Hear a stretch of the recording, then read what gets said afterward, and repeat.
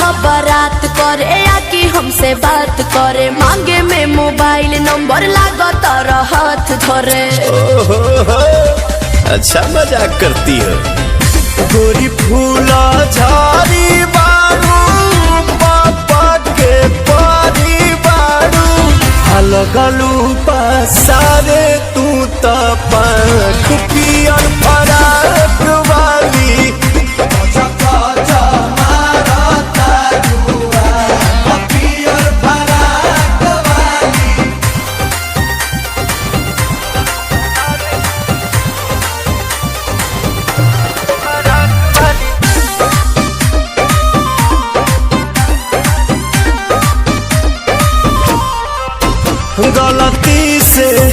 गलती से ये जान टकरा गई हो, गलती से।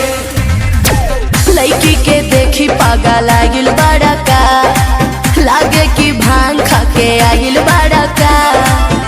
करत इशारा बारू कहत आवारा बारू, भड़केलू कैलो मजाक पिया